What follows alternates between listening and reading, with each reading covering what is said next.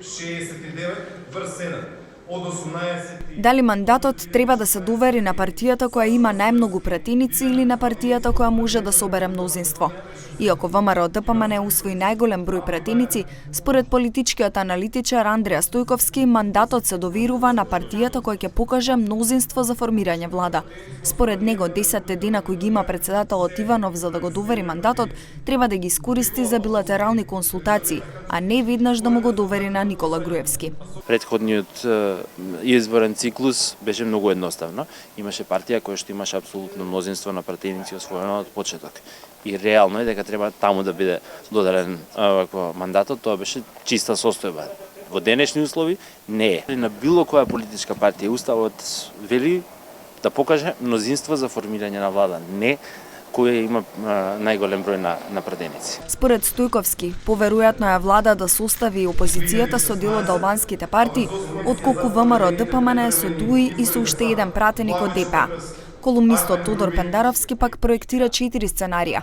Едното е ВМРО ДПМН и ДУИ со поддршка на уште една партија да формира влада. Второто СДСМ со ДУИ и со поддршка на уште една политичка партија од албанскиот блок. Третото сценарио е, како што ја нарече, концентрациона влада, а четвртото воопшто да не се состави влада. Мислам дека по некои работи оваа четвртата е многу реална, бидејќи со оваа четвртата одговара на актуелната политичка елита на власт, бидејќи со тоа купуваат време, а нив најмногу им треба време. Според членот 90 од Уставот, председателот на земјата мандатот за состав на влада треба да го довери на кандидат на партија, односно на партиите што имаат мнозинство во собранието. Председателот на Република Македонија е должен во рок од 10 дена од конституирањето на собранието мандатот за состав на владата да го довери на кандидат на партија, односно партиите што имаат мнозинство во собранието. Мандаторот во рок од 20 дена од денот на доверување на мандатот на собранието му поднесува програма и го предлага составот на владата. Владата на предлог на мандаторот и врз основа на програмата ја избира собранието со мнозинство гласови од вкупниот број пратеници.